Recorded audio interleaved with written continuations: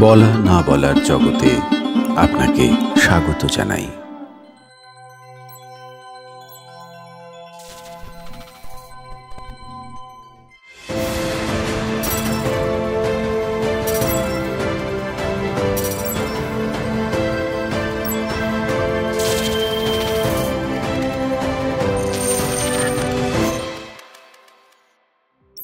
এবারে আমরা রজতবাবুর কাছ থেকে জানতে চাইব, যাদের স্বল্প পুঁজি তাদের কি শেয়ার বাজারে আসা উচিত, বা এলেও তারা কিভাবে আসবেন?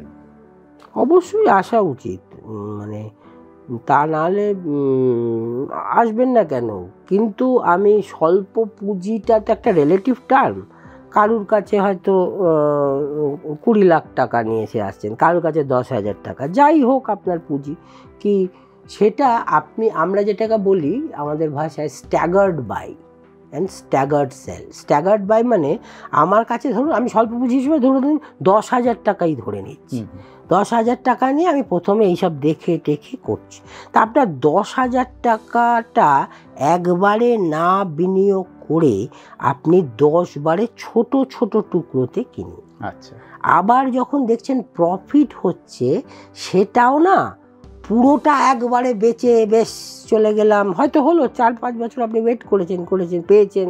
যদি না খুব দরকার হয় তাহলে সেলটাও করুন স্ট্যাগার্ড সেল। স্ট্যাগার্ড সেল মানে একটা দাম পেলেন, কিছুটা বিক্রি করলেন, আবার ওয়েট করলো, আবার পরে আবার কিছুটা বিক্রি, তখনও কিন্তু ওটা অ্যাপ্রিসিয়েট করে আবার আপনাকে দিল। যেমন এটাকে সব কিছু ছোট ছোট টুকরোতে যান, এতে কি হয়, রিস্কটা অনেক ম্যানেজ হয়ে যায়। এই বিষয় এটাকেই অ্যাভারেজিং আমরা বলি, যেগুলো মিউচুয়াল ফান্ড এত সেফ আমরা বলি তার কারণ কিছুটা হলে মানে এটা ঠিক ওই নিজে গাড়ি চালানো আর ড্রাইভারকে দিয়ে গাড়ি চালানো এর মতো। স্বল্প নিশ্চয়ই তাদের করা উচিত, তারা অত্যন্ত যারা পড়াশুনো জানে, বোঝে ভালো করে, বা বা অবশ্যই কোনো অভিজ্ঞ বিশেষজ্ঞর পরামর্শ নিয়েই যেমন। কিন্তু আমার কাছে 10,000 টাকা আছে, আমার অত মানে যেটাকে আমরা বলি ইউফোরিক বা একেবারে অত্যুৎসাহী না হয়ে আমি বুঝে নিই, বরং যখন মার্কেটে ধস আসছে তখনই আমার এন্ট্রি পয়েন্ট।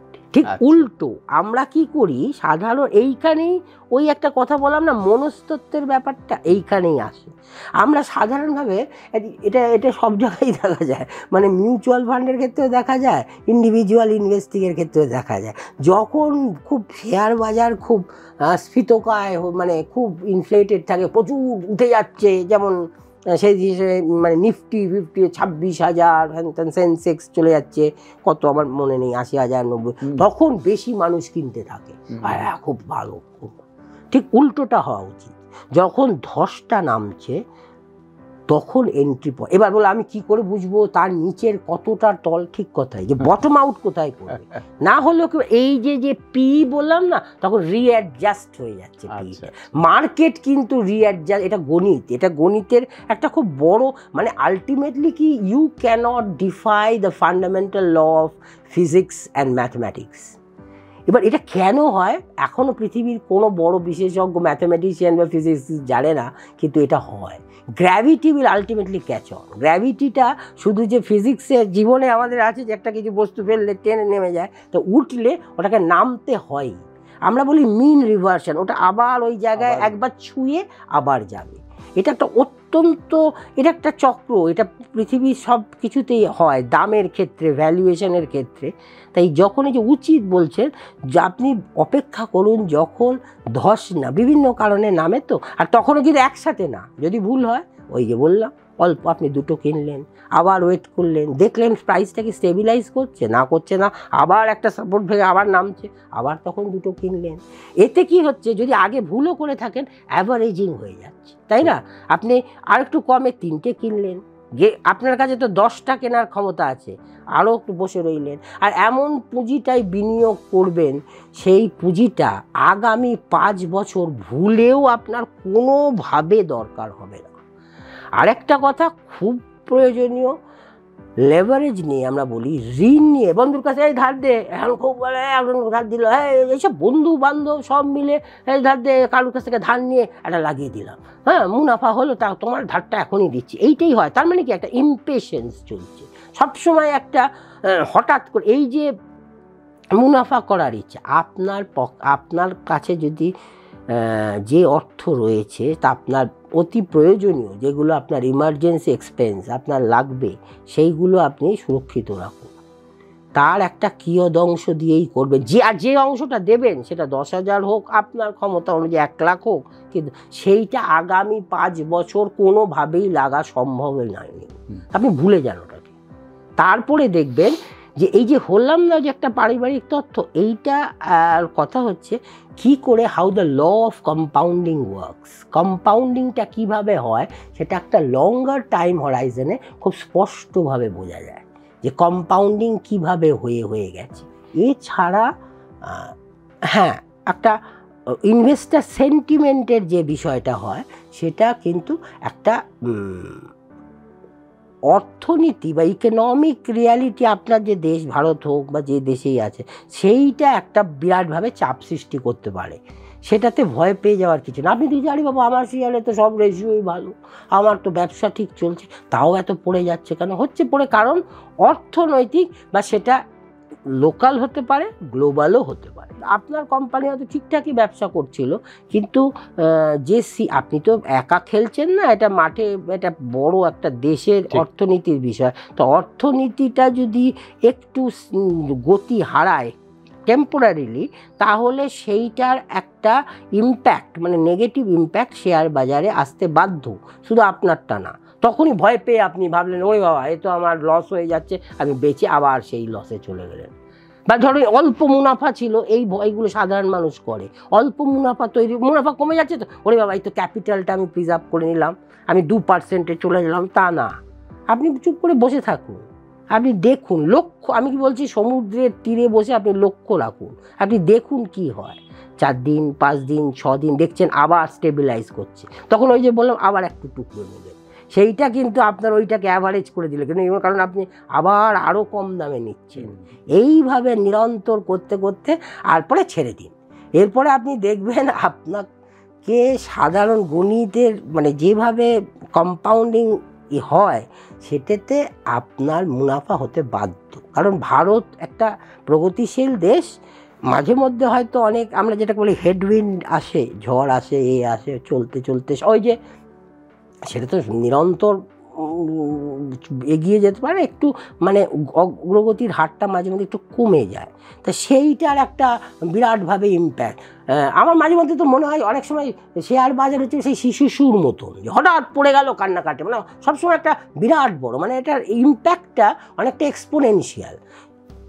একটা খুব ভালো একটা, এখানে একটা ছোট গল্প বলতে পারি, যে Bertrand Russell, British philosopher, mathematics, ওনার একটা খুব ভালো গল্প আছে, মানে একটা ছোট অতি সংক্ষিপ্ত এটা, মানে উনি বলতেন যে একটি ছোট ছেলের যখন দাঁত ব্যথা হয়, সে প্রচণ্ড কাতর হয়ে হাত পা ছুঁড়ে ছুঁড়ে কাঁদতে থাকে, কারণ সে তার জীবনে তার প্রথম ওই দাঁত ব্যথাটা হয়েছে, সে জানে না। কিন্তু এক বৃদ্ধ মানুষের যখন দাঁত ব্যথা হয়, দাঁত পুড়ে প্রচণ্ড ব্যথা হয়, সে তখন পেশেন্স, সে জানে যে এরকম দাঁত ব্যথা আগেও আমার হয়েছে, আবারও হতে পারে, এগুলো চলে যায়। এইটাই ডিফারেন্স। আমরা রজতবাবুর কাছ থেকে শেয়ার বাজারের সঙ্গে আমাদের জীবন দর্শন বা আমাদের বুনিয়াদি যে ভাবনাগুলো, সেইগুলো কেমন ভাবে ওতপ্রোতভাবে জড়িত, এইরকম একটা বস্তুনিষ্ঠ একটা প্রতিবেদন পাচ্ছি। তো এবারে আমার একদম শেষ প্রশ্ন, যে বিশ্বের আঙ্গিকে আপনি যেরকম কথাটা বললেন, বিশ্বের আঙ্গিকে ভারতীয় শেয়ার বাজার, তার ভবিষ্যৎ কেমন একটু যদি বলেন। খুব ভারত, এটা ওই যে আবার সেই শেয়ার বাজারের দিকে বারবার ওই তা করে, ভারত কেমন, ভারতের অর্থনীতি খুবই সুদৃঢ়। হ্যাঁ, আমি ভারতীয় বলেই বলছিলাম, ভারতের অর্থনীতি, India still continues to be one of the fastest growing major economies of the world. হ্যাঁ, এটা অনেকেই ভাবতে পারেন, এখন বলছি একটু কিছুটা অর্থনীতির গতির হার আমাদের আমাদের মানে ধরুন আমি বলতে পারি ভারতের অর্থনীতি আপাতত মোটামুটি 6.5 থেকে 6.5% গতিতে বেড়েছে। পৃথিবীর বৃহত্তম অনেক অর্থনীতি কিন্তু এখনো সেইভাবে গতির হারটা তা নেই। আর ভারতের এত মানুষ তা সুশিক্ষিত হচ্ছে, তারাও এগিয়ে চলেছে এবং সরকার কিন্তু ইনভেস্টার ফ্রেন্ডলি অ্যাপ্রোচ নিচ্ছে সব বিভিন্ন ইয়েতে। তাহলে তো প্রশ্নটা ছিল যে ভবিষ্যৎ, তো তা সেই ইয়েতে আমি বলতে পারি হ্যাঁ, ওই যে টেম্পোরারি হেডউইন্ড একটু ওই যে এরকম হয়েছে যে আমাদের যখন এই কথা বলছি আমরা তো 2024-এর একবারে শেষ বেলায় কথা বলছি, তা 2025-এ দুটো জিনিস একটু মাথায় রেখে চললে ভবিষ্যতের কথা বলা, যে ভারতের অর্থনীতি আবার ওই তো বললাম 6 থেকে 6.5% গ্রোথ করবেই।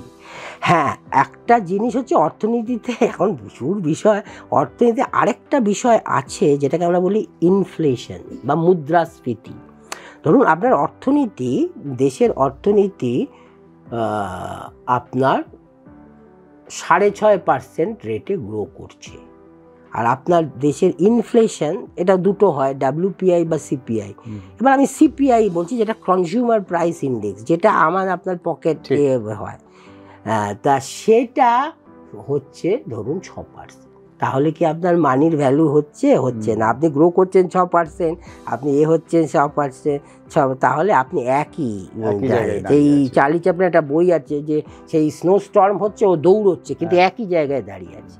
তাই এটা মুদ্রাস্ফীতিটাও একটা বড় জায়গা। ইনফ্লেশনটা এটা কিন্তু ভারতের যে একবারে কেন্দ্রিক তা কিন্তু নয়, বিশ্বের বাজারে এই যে ইন্টারেস্ট রেট মানে ওই আমাদের অনেকে ভাবতে পারেন ফিক্সড ডিপোজিটের ইন্টারেস্ট, তা না, লোন যখন নিচ্ছেন ইন্টারেস্ট রেটটা কত, সেই ইন্টারেস্ট রেটে ভারতের বলে না, এটার US ইকোনমির ও ফেডারেল রিজার্ভ, যেটা ভারতের RBI বলে নিতে পারে, তারা ইন্টারেস্ট রেটটা যদি বাড়িয়ে দেয় বা কমিয়ে দেয়, সেইটার একটা প্রভাব কিন্তু আপনার দেশেরও ইন্টারেস্ট রেটে পড়বে, সেটা RBI করে। কিন্তু এবার একটা দেখার দরকার যে হঠাৎ করে ইন্টারেস্ট রেট বেড়ে গেলে শেয়ার বাজার কিন্তু নেগেটিভলি রিয়্যাক্ট করে। কেন করে নেগেটিভলি রিয়্যাক্ট? এই জন্য করে যে ইন্টারেস্ট রেট যদি বাড়ে, কোম্পানিগুলো আরও বেশি, আমরা বলি ক্যাপিটাল এক্সপেন্ডিচার বাড়াতে পারবে না, তারা লোন নিয়ে যে আরও যে অ্যাড করতে হবে, তো দাঁড়িয়ে থাকলে হবে না, তাহলে আমি কি করে আমার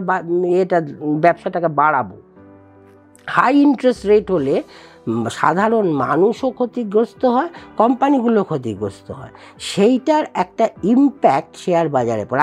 আর সেটা কিন্তু এবার শেয়ার ছেড়ে দিন, ব্যবসার নেট প্রফিটের যে মার্জিন, এখানে আরেকটা রেশিও বলে দিই, সেটা হচ্ছে ফ্র্যাকশনটা হচ্ছে আপনার টোটাল রেভিনিউ, মানে আপনার কোম্পানির কতটা আয়, টোটাল আয়, সেটা হচ্ছে ডিনোমিনেটরে, মানে ভগ্নাংশের নিচেরটা, ওপরেরটা হচ্ছে আপনার নেট প্রফিট, মানে আপনার নেট, এটাকে বলে মার্জিন।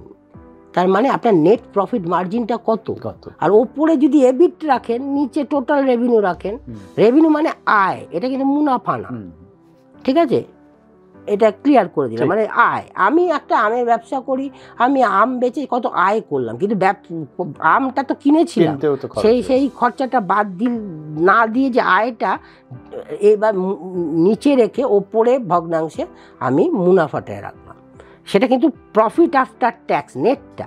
তাহলে এই মার্কেট সবসময় রিওয়ার্ড করে এই মার্জিনটা দেখে। আপনার কোম্পানির হয়তো প্রফিট বাড়ছে, এরকম দেখছেন, আপনার কোম্পানির সেলস ভলিউম বাড়ছে, কিন্তু শেয়ার, কারণ মার্জিনটা হয়তো ম্যানেজ করতে পারছেন। আর এই যে ইনফ্লেশন ওই মার্জিনটাকে ইম্প্যাক্ট করে, কারণ আপনার কোম্পানির যদি ঋণ থাকে, সব কোম্পানিরই ঋণ থাকে, অল্প বেশি সব কোম্পানি ঋণ না দিয়ে তো ঘরের থেকে তো সে ক্যাপিটাল নিয়ে ইনভেস্ট করতে পারে না, তার তো ঋণ থাকে। তার ঋণের যে ইন্টারেস্ট রেটটা বেড়ে গেলে ডাইরেক্ট ইম্প্যাক্টটা ওই প্রফিট আফটার ট্যাক্সে পড়ে, তখন তাহলে তো এই মার্জিনটা শ্রিঙ্ক করছে, তাই দামটা একটু অ্যাডজাস্ট হয়।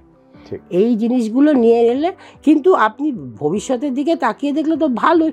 সারা বিশ্বের নিরিখে যদি বলি, আপনি প্রশ্নটা বিশ্বের করেছেন, ধরুন ইউরোপে দুটো দেশে, মিডল ইস্টে যুদ্ধ কন্টিনিউইং চলছে। আমেরিকা একটা জায়গায় দাঁড়িয়ে আছে যেখানে নতুন একজন রাষ্ট্রপতি নেবেন, গ্রহণ করবেন, তা তার একটা নীতি আছে। তা সেইটা নিয়ে মার্কেট না আনসার্টেনটি পছন্দ করে না, এই একটা ব্যাপার। হয় আপনার ছেলে ফেল করেছে বা আপনার ছেলে পাস করেছে, ফেল করলে সেটা অ্যাডজাস্ট করে চলে যাবে, কিন্তু ফেল করেছে না পাস করেছে তাও জানি না, এই আনসার্টেনটিকে ভীষণ ভয় পায়। আর ইন্টারেস্ট রেট যদি কখনো বাড়ে বা যদি ইন্টারেস্ট কাট হলে খুব উচ্ছ্বসিত হয়ে ওঠে, বা রিজার্ভ বা ফেডারেল রিজার্ভ, কারণ দেখুন ইউএস ইকোনমির একটা প্রভাব সারা ভারত পৃথিবীতে আছে, এটা আপনি মানুন আর নাই মানুন। US it is more than $20 trillion economy, তো তার একটা আছেই। ডলার ইজ স্টিল দ্য কি বলবো most trusted currency in the world. অনেক চেষ্টা করা হচ্ছে ডিডলারাইজেশন, আমি আর ওর মধ্যে যাচ্ছি না, কিন্তু তাহলেও ডলার, তাই জন্য নতুন এরকম ধরা হচ্ছে নতুন রাষ্ট্রপতি হয়তো ডলারকে আরও স্ট্রং করলেন।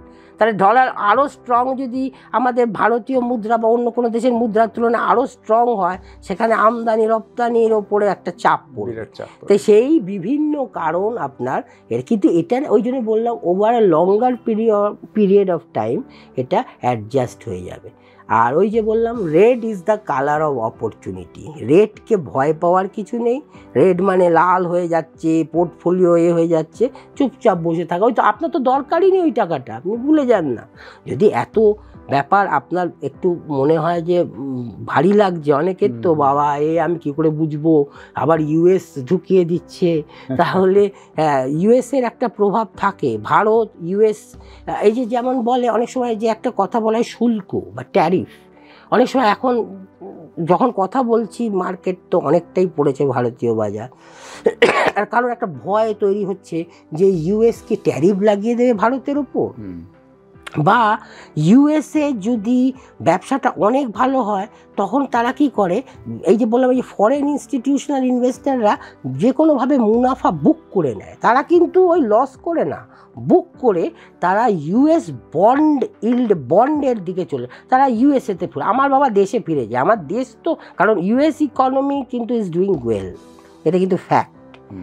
আর যে রাষ্ট্রপতি তার একটা আছে না, তার মেইন স্লোগানই হচ্ছে মেক আমেরিকা গ্রেট এগেইন, তাহলে সেই দিকে চলে যাই বাবা, আমার দেশে ফিরে যাই, আমার অত দরকার নেই, এখানে ভ্যালুয়েশনটা দেখছি একটু গড়বড় লাগছে, আমি দেশে চলে যাই, কারণ আমার দেশ একটা নতুন পথের দিচ্ছে। তো এই বিভিন্ন যে তার মধ্যে আপনি ওই আমেরিকা আর চায়না, এগুলো কিন্তু দুটি বৃহৎ অর্থনীতি, আপনি তার বিরোধী হন কি তার সপক্ষে হন, আর চায়নাও কন্টিনিউয়াসলি একটা বিরাট বড় অর্থনীতি। তা বিরাট বড় অর্থনীতি মানে কি, তার একটা কনজামশান, একটা গ্লোবাল ডিমান্ড সে ক্রিয়েট করেছে। হঠাৎ ধরে আমরা যখন কথা বলি চাইনিজ অর্থনীতিও অনেকটু স্ট্রেসে চলে আসছে, তার মানে সেই গ্লোবাল ডিমান্ডটা সে তৈরি করতে পারছে না, তাহলে কি চাই যে সাপ্লায়ার ছিল এই ডিমান্ডটার, সেই সাপ্লায়ারের আর বিক্রিটা হচ্ছে না, চায়নার কথা বলছি, বা এই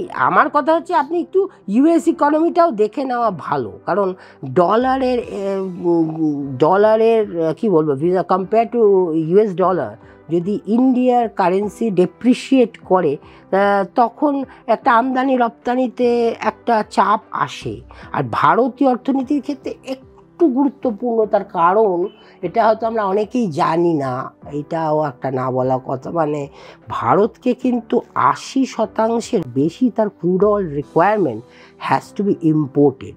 আর ইম্পোর্টটা যখন সে করে, হতে পারে আরব দেশ থেকে করে বা এখন তো কিছুটা রাশিয়া থেকেও হচ্ছে, যাই হোক, সেটা কিন্তু ডলারে হয়। তাই ডলারের সাথে আমার ভারতীয় ইন্ডিয়ান কারেন্সির যদি একটা তারতম্য ঘটতে থাকে, ডলার অনেক স্ট্রং হয়, তার মানে কি আমার ফরেন কারেন্সি বেশি বেরিয়ে যাচ্ছে, এইটা সবটাই আরবিআই সুসংহতে চেষ্টা করে। তাই এখন আমরা একটু আনস্টেবল পর্যায়ে এই মুহূর্তে আছি, কিন্তু 2025-এর দিকে যদি তাকে আপনি ইনভেস্টিংয়ের কথা বলেন, তাহলে ওই যে বললাম গুড ভিনটেজ, গুড বিজনেস, যারা লাগাতার এরকম মন্দা বা মানে আমরা যাকে বলি বেয়ার মার্কেট বা বুল মার্কেট, বুল আর বেয়ার মার্কেট এবং বিভিন্ন মার্কেট সাইকেল দেখে ব্যবসা করে গেছে। আগেও যে কিছু হয়নি এখনই হচ্ছে এরকম তো না। আপনি সেই জেলে সেই সব ব্যবসাগুলো দেখুন। হ্যাঁ, আমরা বলি একটা, মানে এটা কোনো রেকমেন্ডেশন, আমরা বলি না, আমার পার্সোনালি মনে হয় যে নতুন না করে ব্রুইস্ট ব্লু চিপ একজন এর কথাই আমি করছি, একজন খুব ফেমাস ইনভেস্টার। ব্রুইস ব্লু চিপ মানে আমাদের বাঙালিদের মধ্যে দেখবেন এই কথাটা আছে প্রচলন, ব্লু চিপ কম, ব্লু চিপ কিন্তু ব্রুইস্ট যখন সে একবারে ধাক্কা খেয়েছে। আমার কথায় আমি ব্যক্তিগতভাবে বলি সাধারণভাবে যে ভালো ছেলের জ্বর হয়েছে, আর অঙ্কে খুব ভালো, অঙ্কে ভালো, জ্বর হয়েছে ওর বলে ষান্মাসিক পরীক্ষাটা খারাপ হয়েছে, অ্যানুয়াল এক্সামিনেশনটা খারাপ হয়েছে, তখন কিনুন।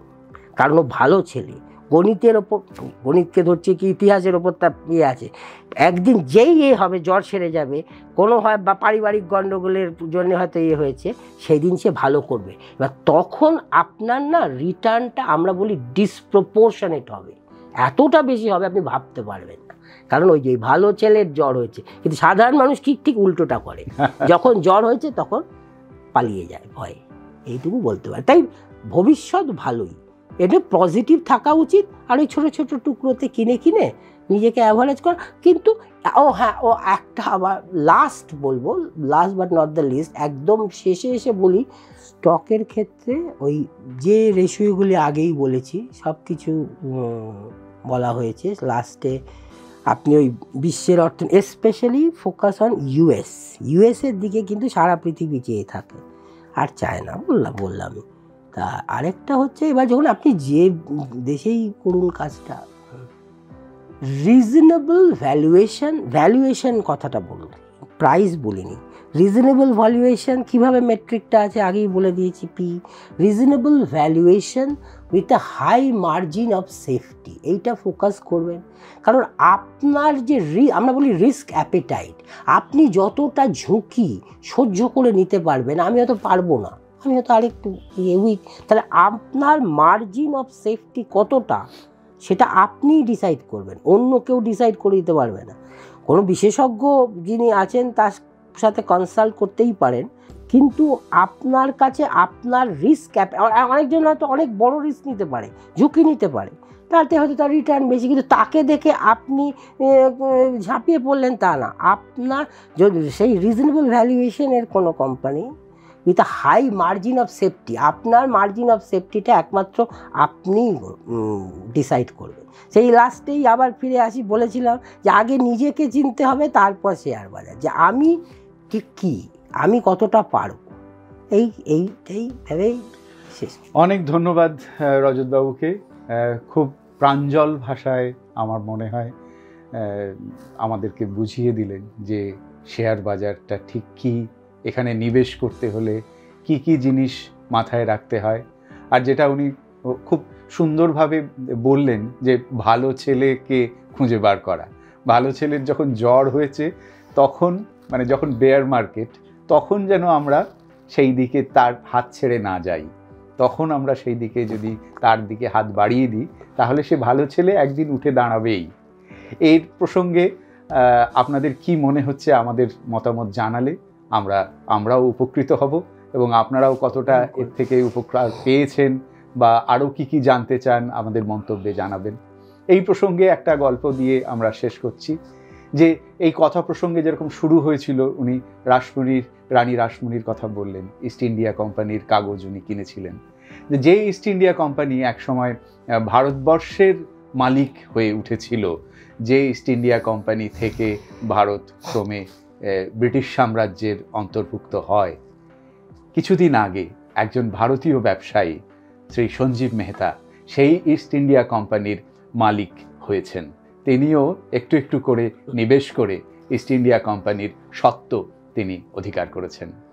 বন্ধুরা, আপনাদের এই শেয়ার বাজারের উপর অনুষ্ঠান কেমন লাগলো আমাদের জানাবেন। অনেক ধন্যবাদ রজতবাবুকে আমাদের এই তথ্য দিয়ে আমাদের সমৃদ্ধ করার জন্য। ধন্যবাদ। বলা না বলার জগতে এমন নানা কাহিনীর হদিশ থাকছে। অনুগ্রহ করে চ্যানেলটি শেয়ার, লাইক এবং সাবস্ক্রাইব করুন।